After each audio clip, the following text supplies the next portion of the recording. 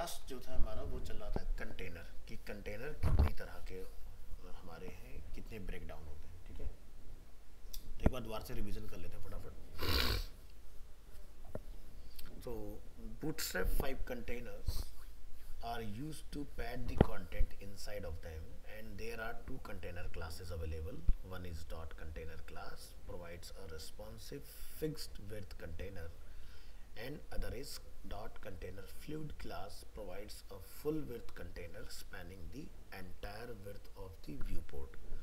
इसको ऐसा समझिए जैसे कि एग्जांपल के लिए आप फ्लिपकार्ट पर आते हैं, तो ये जो है ये कंटेनर है और this one is container fluid, यानी कि कितनी भी बड़ी हो जाए स्क्रीन, ये थ्रू आउट स्क्रीन आपका अवेलेबल रहेगा। ठीक है, इसके बाद हम समझते हैं fix container. Use the dot container class to create a responsive fix with container. So here note that it's with max with will change on different screen sizes. So if I am talking about double XL size जो कि 1400 से ऊपर होता है, तब हमारा जो maximum content की विड्थ होगी वो 1320 पिक्सल्स की होगी। तो अलग अलग साइजेस के ऊपर आप देखेंगे आपका जो कंटेनर है उसका विड्थ चेंज हो रहा है। 1200 पिक्सल्स का अगर स्क्रीन साइज है तो 1140 का कंटेनर होगा, 992 का है तो 960 होगा, 768 का कंटेनर है तो आपको 720 का मिलेगा। ऐसा क्यों? क्योंकि अभी आपने नोटिस किया होगा, तो यहाँ पर हमने ना अभी जो अपना एग्जाम्पल बनाया था कैटलॉग के अंदर जस्ट अभी, तो हमने उसमें पैडिंग रखा हुआ है। तो वो पैडिंग जो होती है ना, वो आपका जैसे अगर हम लोग बात करें यहाँ पे कि 768, इसको मैं रिस्पॉन्सिव करके आपको समझाने की कोशिश करता हूँ। इसको जूम आउट कर लेंगे यहाँ पर, और ये रिस्पॉन्सिव है और ये हमारा 768। ठीक है, तो 768 टोटल हमारी विड्थ है, लेकिन जो ये एरिया है पैडिंग के साथ वो पार्ट आपका बाकी का जो यहाँ लेस हो जाता है। तो जैसे 768 है तो 20 रह गया, बाकी लेफ्ट राइट से पैडिंग में आपका 24 पिक्सल एडजस्ट हो गया। ठीक है, तो इसमें 48 पिक्सल्स अगर आप ऐड कर लेंगे तो आपका 768 बन जाता है। तो ध्यान रखिएगा हमेशा इस तरह से आपकी पैडिंग जो है वो चेंज होती रहेगी। चलिए, तो open the example below and resize the browser window to see that the container width will change at different breakpoints. So here हम यहाँ पर इसको ओपन करेंगे एग्जाम्पल को। ये अभी जो हम लोग यहाँ पर साइज देख रहे हैं, दिस इज अ 1320 पिक्सल्स। कैसे पता? यहाँ पर राइट क्लिक करेंगे, इंस्पेक्ट में आएंगे, रिस्पॉन्सिव को ऑफ कर लेंगे और यहाँ पर आप अपना इस कंटेनर पे माउस लेकर आएंगे। तो क्या साइज दिखाई दे रहा है गाइस? 1320 हमारा साइज है और इसकी जो लेफ्ट राइट में पैडिंग है वो कितना है? 12 पिक्सल्स। अब बाकी का जो आपका पार्ट है वो क्या है? मार्जिन यहाँ पर अवेलेबल है। तो इस तरह से ये सिस्टम काम कर रहा है। अब अगर आप यहाँ से रिस्पॉन्सिव ऑन करते हैं तो आप यहाँ नोटिस करेंगे कि जैसे सा का ब्रेक पॉइंट चेंज होगा, जैसे यहाँ पर पहला ब्रेक पॉइंट है 1400, पुट कर लेते हैं, तो ये आपका 1320 का दिखाई दे रहा है, देख सकते हैं मेरे माउस के पॉइंटर पे। सेकंड जो ब्रेक डाउन है वो है 1200, चेंज कर लेते हैं। तो यहाँ पर आप देखेंगे आपका जो कंटेनर है, ठीक है, उसकी विड्थ है 1140। ठीक है, यही साइज मेंशन है। फिर है 992, यहाँ पर आपके कंटेनर की जो विड्थ है वो है 960। So here as you can see 960, 768 तो 720 में रिसीव होगा।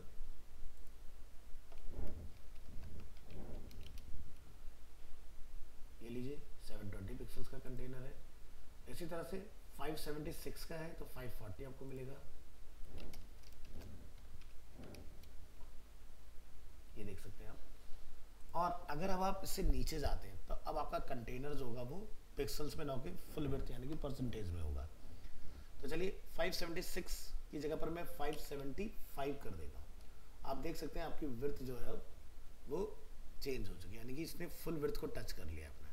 तो ये जो इतना हम लोग गैप देख रहे हैं ये जस्ट बिकॉज ऑफ जो हमने अपना पैडिंग डाल रखा है उसकी वजह से आपको दिखाई दे रहा है। तो अब आप यहाँ देखेंगे इसके नीचे पूरी विड्थ को टच करें, लेकिन इससे ऊपर जो होता है ये गैप बनाना स्टार्ट करता है। तो ये आपके कंटेनर्स के ब्रेक पॉइंट।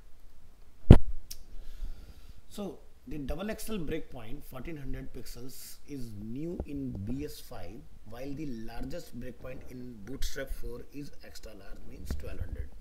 तो 4 और 5 में क्या डिफरेंस है? 4 में हमें यहाँ तक का साइज मिलता था, 5 में हमें डबल एक्सल एक एक्स्ट्रा साइज हमें देखने के लिए मिलता है. Second type of container is fluid container. Use the dot container fluid class to create a full width container that will always span the entire width of the screen, and width is always in this case 100%. so try करेंगे यहाँ पर. तो आप देख सकते हैं ये आप स्क्रीन को कितना भी छोटा कीजिए बड़ा कीजिए, ये हमेशा एज टू एज ही रहने वाला है. ठीक है, इस तरह से. नेक्स्ट बात करते हैं container padding. By default, containers have left and right padding with no top and bottom padding. Therefore, we often use spacing utilities such as extra padding and margin to make them look even better. For example, like PT-5 means padding from top 5, add a large top padding. तो PT5 मतलब padding top. आप यहाँ से देखेंगे तो ये देखिए ऊपर से इतना गैप आपका क्रिएट हुआ है, और अगर मैं अपना यहाँ से पॉइंटर लेके आता हूँ तो आप ऊपर एक्सपीरियंस करेंगे इस चीज़ को. तो ग्रीन वाला पैडिंग होता है, ऑरेंज वाला कलर में जो दिखता है वो मार्जिन होता है.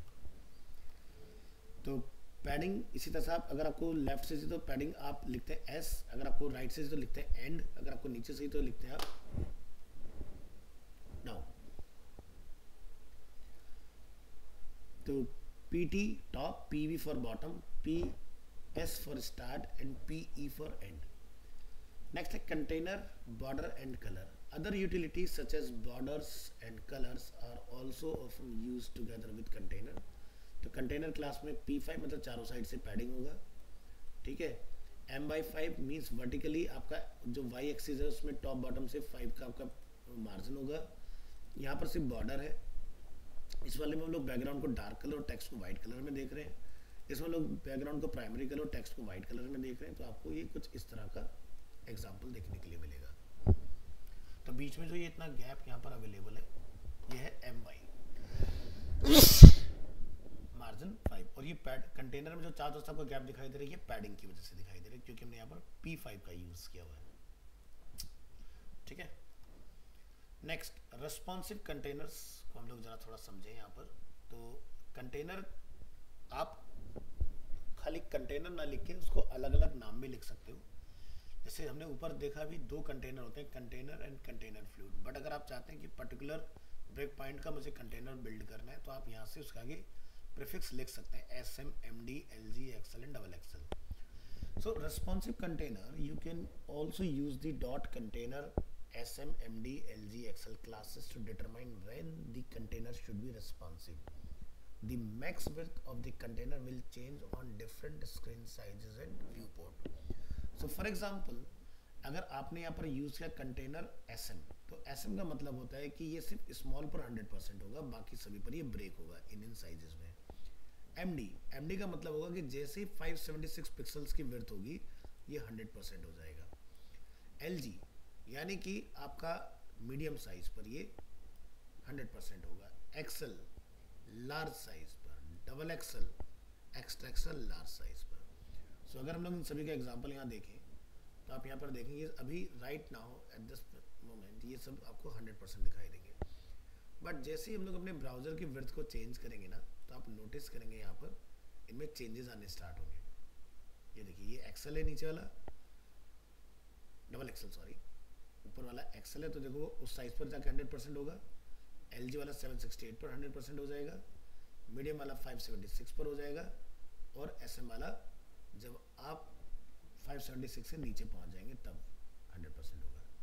तो इस तरह से आप अलग अलग साइज पर यहाँ पर रेस्पॉन्सिव बना सकते हैं कि कब मुझे रेस्पॉन्सिव कराना है किस ब्रेक पॉइंट के ऊपर. तो ये थे आपके कंटेनर्स. कंटेनर्स के बाद हम लोग नेक्स्ट टॉपिक देखेंगे इसके अंदर जो कि है grid basic. So Bootstrap 5 grid system. So Bootstrap grid system is built with Flexbox and allows up to 12 column across the page. Means अगर आप एक कंटेनर के अंदर div डिफाइन करते जाएंगे 12 टाइम तो आपके 12 कॉलम बनेंगे. अगर आप यहाँ पर इस तरह से ग्रुप करना चाहते हैं कॉलम्स को तो आप ग्रुप भी कर सकते हो। तो यहाँ पर आप देखेंगे 4 4 का हमने ग्रुप बनाया हुआ है। इसी तरह से यहाँ पर हमने ऑड इवन बनाया हुआ है 4 और 8 का, तो टोटल 12। इसी तरह से हमने 6 6 का बनाया तो इक्वल टू 12, और हमने सबको मर्ज करके एक बनाया हुआ है। ठीक है, तो इस तरह से आप अपने डिज़ाइन को बहुत इजीली ब्रेक कर सकते हो बूटस्ट्रैप के अंदर। तो करना क्या होगा हमें इसके लिए, the grid system is responsive and the columns will rearrange automatically depending on the screen size, so make sure that the sum adds up to 12 or fewer. It is not required that you use all 12 available columns. So bootstrap 5 का grid system क्या कहता है कि भाई bootstrap 5 grid system has 6 classes. First is column. column का मतलब ये होता है extra small devices, यानी कि screen width is less than 576 pixels. column अगर हम लोग लिखते हैं SM, तो ये आपका small devices पर काम करेगा, यानी कि greater than 576. MD above 768, LG 992, XL 1200, double XL 1400. So the class above can be combined to create more dynamic and flexible layout. Tip है आप लोगों के लिए, each class scales up, so if you want to set the same width for SM and MD, you only need to specify SM. So in this example हम लोग यहाँ पर कुछ इस तरह से define करते हैं इसको, basic structure of a bootstrap 5 grid.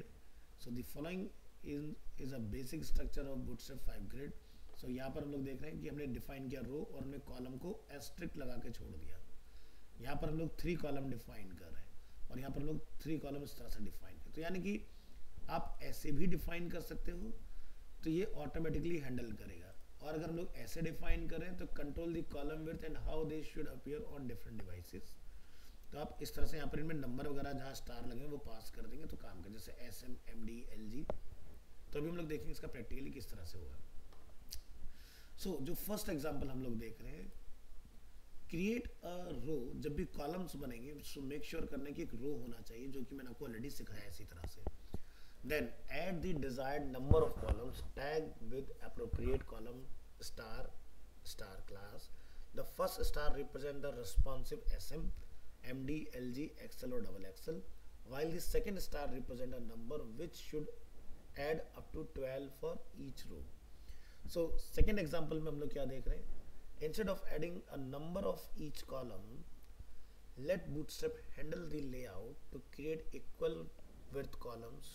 2 column elements equal to 50% width of each column, while 3 columns equal to 33.33% width to each column, and 4 column में आपको 25% का width मिलेगा. So you can also use dot called as SM, MD, LG, XL, double XL to make the column responsive. So below we have collected some examples of basic Bootstrap 5 grid layout. So in this example हम 3 equal columns यहाँ पर create कर रहे हैं, तो हमने तीनों के अंदर सिर्फ call की क्लास को पास किया। तो आपको पता है हम लोग इसको लिखते हैं display flags और call को लिखते हैं flags1। तो हमारे 3 इक्वल कॉलम्स जो होते हैं इस तरह से बनके तैयार होते हैं। ठीक है, तो यहाँ पर अगर हम लोग इंस्पेक्ट करते हैं इसको, ठीक है, तो ये आपके देखेंगे यहाँ पर ये कॉलम की क्लास लगी हुई है हमारी। ठीक है, तो जिससे आप यहाँ देख सकते हैं हमने क्या लिखा, फ्लैक्स 1 बोले तो 100%, तो आपको ऑलरेडी सिखाया हुआ है ये चीज़। इसी तरह से रेस्पॉन्सिव अगर हम बनाना चाह रहे हैं तो हमने क्या बोला, स्मॉल डिस्प्ले पर ये 3 में डिवाइड हो जाएगा, यानी कि 3 × 4 = 12। ध्यान रखना रो के अंदर टोटल 12 ही होना चाहिए। तो रिस्पॉन्सिव में हम लोग क्या समझते हैं, the following example shows how to create 4 equal width column starting at tablets and scaling to extra large desktop on mobile phones और screen that are less than 576 pixels wide. The column will automatically stack on top of each other.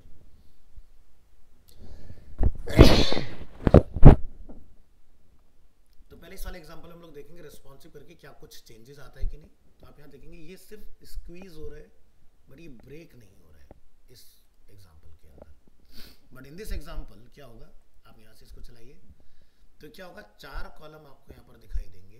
ठीक है, लेकिन SM पर क्या होने वाला है जरा उसको समझते हैं। ये एग्जांपल हो चुका है, इसको क्लोज कर लीजिए। 4 वाले पर आते हैं तो क्या दिखाई दिया, जैसे ही हमने 576 पिक्सल्स को अचीव किया, ये स्टैक हो गए एक दूसरे के ऊपर। तो आपको यहाँ पर अगर इस तरह से डिफाइन किया आपने, तो ये मोबाइल मोड में ये आपका 100% हो जाएगा। बाकी स्मॉल से ऊपर जितनी भी स्क्रीन होंगी, इसका सिग्नल है कि वो सभी के ऊपर तीन तीन तीन तीन के यानी कि 3 कॉलम्स की विड्थ आपकी 4 पार्ट में डिवाइड रहेगी। तो अगर हम लोग मल्टीप्लाई करें 3 × 4 = 12 कॉलम्स। तो मोबाइल पर ये होगा, एक्स्ट्रा स्मॉल पर होगा 100% एंड बियॉन्ड दैट ये आपका 4 कॉलम रहेगा। इसी तरह से हम लोग यहाँ पर 2 अनइक्वल कॉलम्स का एग्जांपल देखें। मैं लिखा SM पर 4 और SM पर 8, यानी कि नॉर्मली ये जब तक 576 से बिलो नहीं पहुंचेगा तब तक ये इस तरह से आपको दिखाई देगा। जैसे हम लोग 576 से बिलो जाएंगे तो ये अपना ब्रेक होकर नीचे आ जाएंगे दोनों, इस तरह से। तो ये है हमारा ग्रिड सिस्टम इसके अंदर। तो जब आप काम करेंगे चीज़ें आपको क्लियर हो जाएंगी धीरे धीरे इसमें। नेक्स्ट टॉपिक पर आते हैं। बूटस्ट्रैप 5 के अंदर टेक्स्ट या टाइपोग्राफी की बात करते हैं। तो bootstrap 5 uses a default font size of 1 REM, बोले तो 16 पिक्सल्स बाय डिफॉल्ट, जो कि आपका HTML का भी डिफॉल्ट होता है। And the line height is 1.5 which means 24 pixels. 1 REM अगर 16 होता है तो 0.5 यानी कि 16 डिवाइडेड बाय 2 तो आपका 8 आ जाएगा। तो ये 24 पिक्सल्स की लाइन हाइट होती है। In additional all P tag elements have margin top 0 and margin bottom 1 REM यानी कि 16 पिक्सल्स। तो ये डिफॉल्ट है इसके अंदर। नॉर्मली क्या होता है, पैराग्राफ के ऊपर नीचे दोनों तरफ गैप होता है, बट बूटस्ट्रैप के अंदर पैराग्राफ का टॉप मार्जिन 0 होता है, बॉटम से 16 होता है। बात करते हैं H1 से H6 की जो हमारे टैग्स होते हैं। So bootstrap 5 style HTML headings H1 to H6 with a bolder font weight and a responsive font size। सो यहाँ पर हमने H1 टैग, इसमें कोई क्लास नहीं डाला हुआ है, बस हमने कंटेनर के अंदर मार्जिन टॉप से 3 डाल के इसको डिफाइन किया हुआ है। तो आप यहाँ देखेंगे ये हमारी हेडिंग की क्लासेस इस तरह से वर्क करेंगी। So the font size of each bootstrap heading depending on the screen size, so try to resize the browser window to see the effect। तो अगर आप यहाँ रिसाइज करेंगे अपनी स्क्रीन को, आप देखेंगे आपकी हेडिंग का साइज जो है वो अप स्केल डाउन स्केल होगा इसके अंदर, इस तरह से।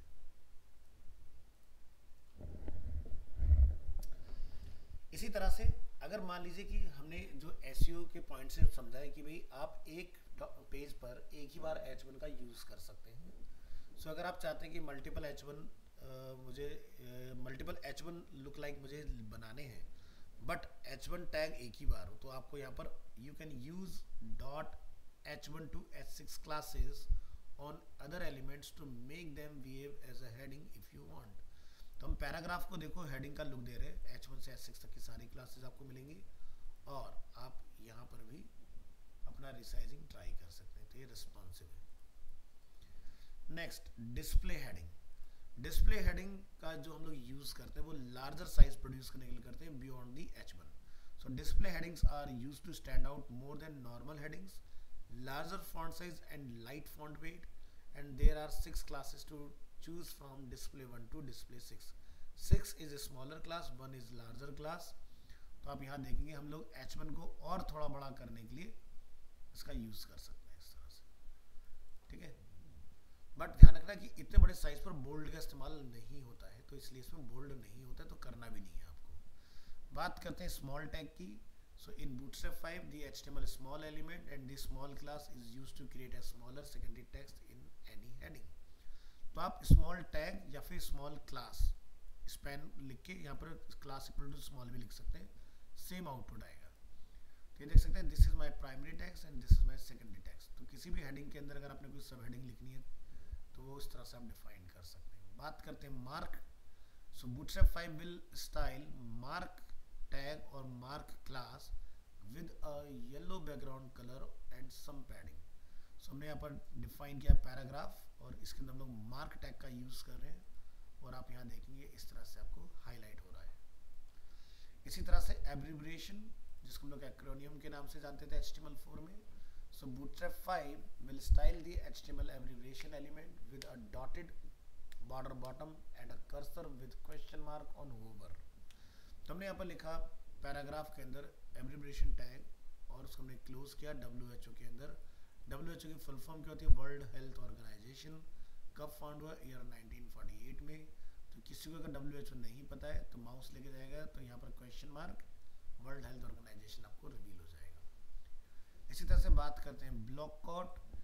Eight the dot block code class या फिर block code tag when quoting blocks of content from another source and when naming a source like from WWF's website use the block code footer class। तो हमने देखो यहाँ पर पूरा block code एक tag define किया, उसके अंदर क्लास ब्लॉक कोड को यूज़ किया और हमने फुटर के अंदर जाके ब्लॉक कोड फुटर को यूज़ किया। तो ये देखिए इस तरह से स्टैंड आउट होकर आपको दिखाई देंगी चीज़ें। तो क्या करना है कि जब भी हम कोई स्टेटमेंट अपनी वेबसाइट में किसी दूसरे पर्सन की या किसी दूसरी वेबसाइट की कहीं भी लिखते हैं तो उसको ब्लॉक कोड में लिखा जाता है। बात करते हैं DL definition list. So bootstrap file will style the HTML DL element in the following वे। हमने यहाँ पर यूज़ किया है DL जिसमें DT DD। तो DL मतलब डेफिनेशन लिस्ट, DT मतलब definition term, DD means definition description. हमने लिखा coffee, black hot drink, milk, white cold drink. तो ये देखो कुछ इस तरह से यहाँ पर आपको दिखाई देता है। तो इसमें डैश ऑटोमेटिक आ जाता है। इसी तरह से कोड जो हमारा टैग होता है जिससे ये आपका कलर होके दिखाई देता है। So bootstrap 5 will style the HTML code element in the following way. हम यहाँ पर डिफाइन कर रहे हैं like code snips, inline snips of code should be embedded in the code element. तो आप यहाँ देखेंगे जितनी भी चीज़ों, अच्छा मैंने इसका पाथ सही नहीं डाला है तो मुझे करेक्ट करना पड़ेगा इसका पाथ। तो यहाँ आते हैं पीछे,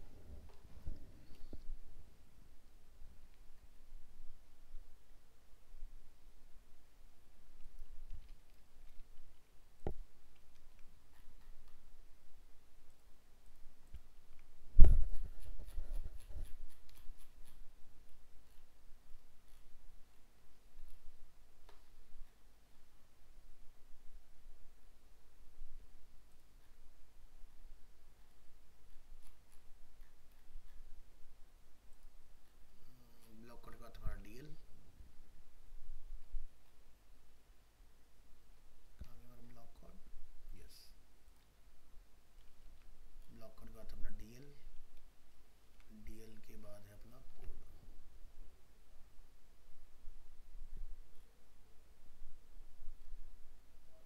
तो यहाँ पर हम लोग अपनी फाइल का नेम चेंज कर देंगे। अब आपको कोड का सही रिजल्ट देखने के लिए मिलेगा। ये देखिए तो इस तरह से आपका कलर होकर अलग से स्टैंड आउट होता है। इसके बाद हमारे पास KBD। तो KBD में आपको देखो इस तरह से ये हाईलाइट होकर दिखाता है। तो bootstrap 5 will style the HTML KBD element in the following वे। तो यानी कि आपको लिखना है यहाँ पर KBD टैग और उसके अंदर आप जो भी कमांड लिखेंगे उसको इस तरह से स्टाइल करके हाईलाइट कर देगा आपका। सो जैसे हम लोग यहाँ पर कमांड लिख रहे हैं use control P to open the print dialog box. ये करेगा कुछ नहीं, बस कमांड को हाईलाइट कराने के लिए। नेक्स्ट आता है प्री यानी कि प्री फॉर्मेटेड, जिसको आप ऑलरेडी पढ़ चुके हो। Bootstrap 5 will style the HTML pre element in the following वे। यानी कि आपने जो भी मैसेज इस तरह से लिख दिया तो वो आउटपुट में भी आपको वैसा ही दिखाई देगा। ठीक है, नॉर्मली जो HTML होता है वो एंटर और स्पेस को एक्सेप्ट नहीं करता है, बट इन दिस केस यानी कि प्री टैग में ये चीज़ें एक्सेप्टेबल होंगी।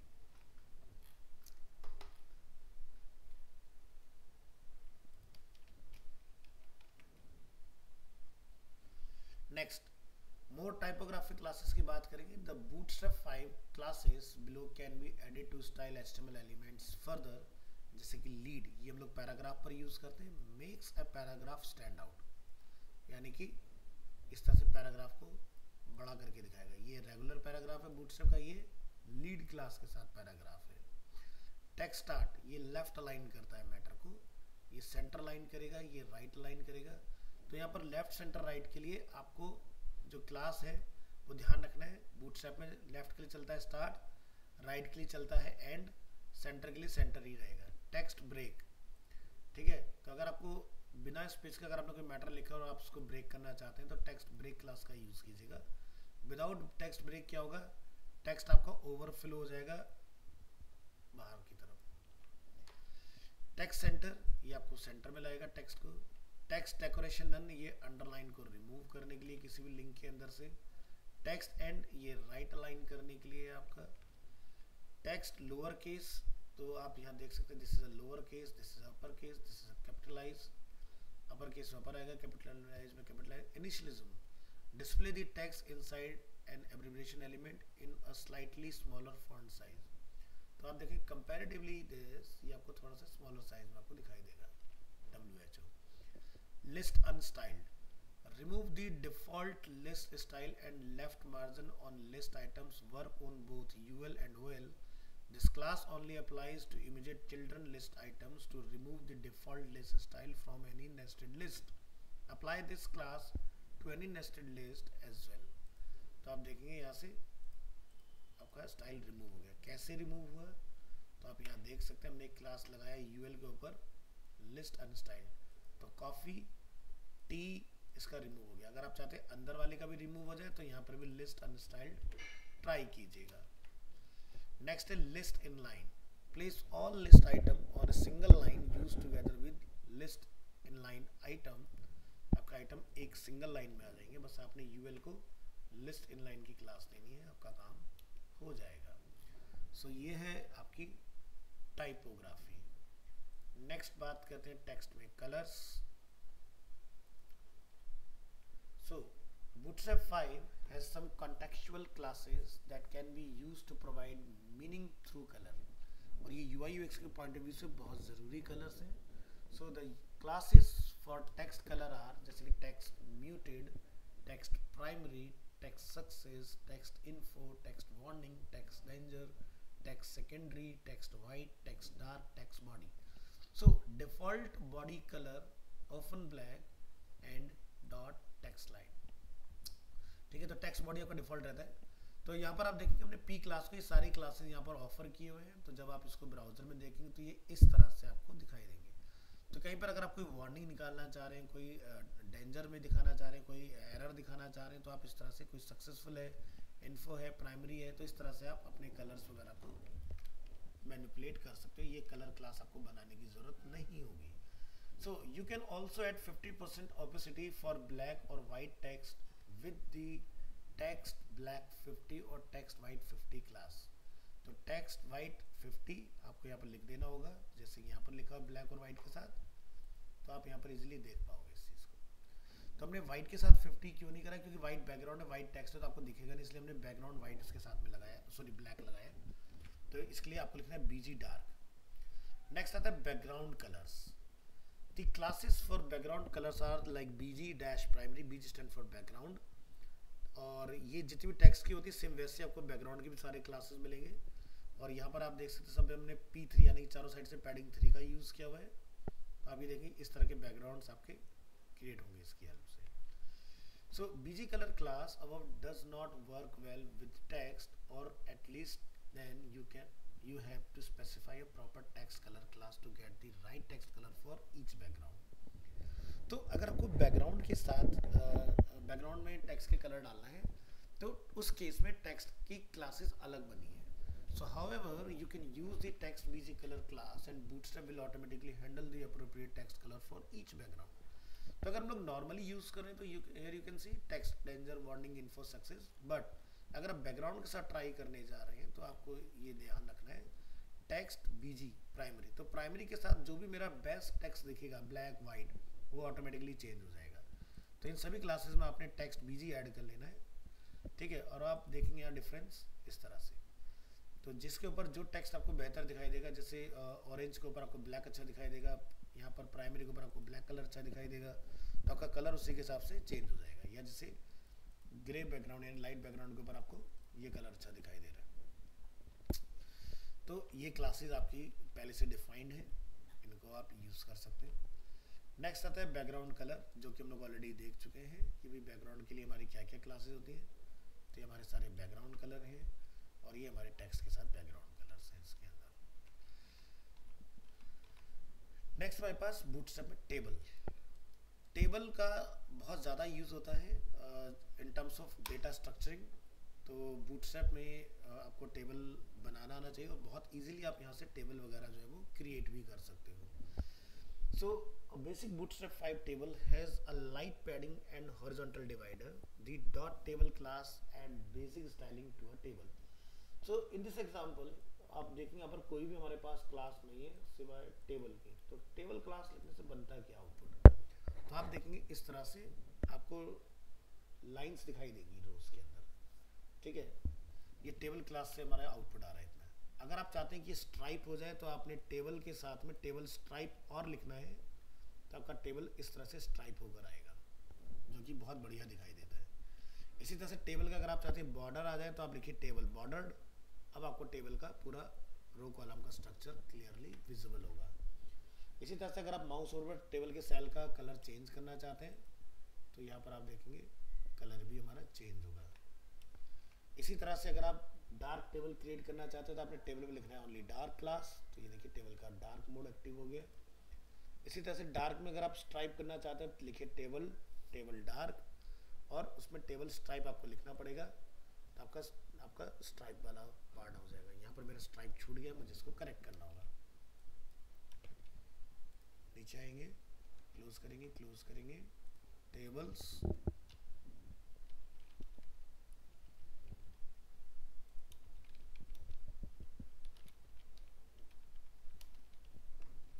ठीक है। तो इसका आउटपुट ये होता है, तो ये सही आ रहा है, यहाँ पर हमारे इसमें कोई दिक्कत नहीं है, एकदम ओके है। इसी तरह से डार्क टेबल को होवरेबल भी बना सकते हैं, तो आपको यहाँ पर टेबल लिखना है टेबल डार्क और टेबल होवर, और ये देखिए डार्क टेबल भी आप होवर कर सकते हैं। इसी तरह से अगर आप चाहते हैं बॉर्डरलेस टेबल क्रिएट, तो लिखिए टेबल बॉर्डरलेस क्लास, और आपका कोई भी बॉर्डर आपको देखने के लिए नहीं मिलेगा इस केस में। इसी तरह से कॉन्टेक्चुअल क्लासेस हैं टेबल के अंदर, so contextual classes can be use to colour the whole table and the table rows and the table cells as well. तो आप यहाँ पर टेबल प्राइमरी सेकेंडरी इस तरह से लिख के आप डालेंगे तो आपका कलर जो है चेंज होगा। देखो हमने हर एक रो को बेटर वे में दिखाने के लिए सारे कलर्स को डिफाइन किया हुआ है।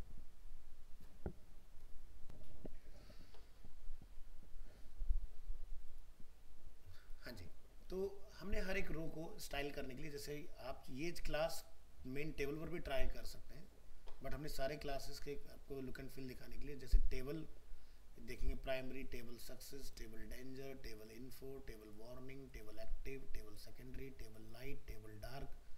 तो जब आप इसको ब्राउजर में प्ले करेंगे तो इस तरह से हम लोग टेबल के अपने कलर को चेंज कर सकते हैं इन सभी कलर्स के अंदर, जैसी रिक्वायरमेंट आएगी उसके हिसाब से। ठीक है, तो ये जितने भी टेबल्स हैं, जैसे टेबल प्राइमरी, ये क्या इंडिकेट करता है, तो ब्लू कलर इंडिकेट करता है इंपॉर्टेंट एक्शन को। सक्सेस इंडिकेट यानी कि ग्रीन जो कलर होता है इंडिकेट्स करता है सक्सेसफुल और पॉजिटिव एक्शंस को। रेड इंडिकेट करता है डेंजरस एंड और पोटेंशियली नेगेटिव एक्शन को। लाइट ब्लू इंडिकेट करता है नेचुरल इंफॉर्मेटिव चेंज और एक्शंस को।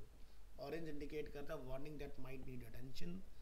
एक्टिव रिप्रेजेंट करता है applies the hover colour to a table row और टेबल सेल। सेकेंडरी रिप्रेजेंट करता है indicates a slightly less important action. Light represent करता है ग्रे टेबल और table row background, and dark represent करता है ग्रे टेबल और टेबल रो बैकग्राउंड। सो हम टेबल के हेड को भी डिफरेंट कलर में डिज़ाइन कर सकते हैं, बस आपको टी हेड पर जाके क्लास लिखना है टेबल डार्क, तो आपका टेबल जो है एंटायर वो डिफरेंट कलर में आ जाएगा। जैसे हमने यहाँ पर डार्क डिफाइन किया, यहाँ पर हमने डिफरेंट कलर डिफाइन किया हुआ है। सो ये हमारा सक्सेस कलर, तो इस तरह से चेंज हो जाएगा। स्मॉल टेबल, अगर आपने टेबल के अंदर यूज़ किया क्लास एसएम, तो टेबल की जो बाय डिफ़ॉल्ट पैडिंग इतनी हमें दिखाई देती है, ये थोड़ा स्लीक हो जाएगा। तो आपने ये एसएम की क्लास जो है मेन टेबल पर अप्लाई करना है, और जैसे आप ये अप्लाई करेंगे देखो पैडिंग वगैरह आपकी पहले से कम दिखाई देगी आपको। रेस्पॉन्सिव टेबल की बात करें तो आपको अपनी एंटायर टेबल को एक डिव के अंदर रैप करना है, और उस डिव को क्लास देनी है table responsive. So table responsive class adds a scroll bar to the table when needed, so when it is too big horizontally.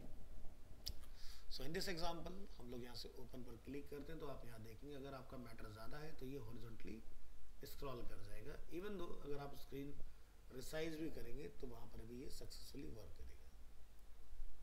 तो ये होता है टेबल रिस्पॉन्सिव।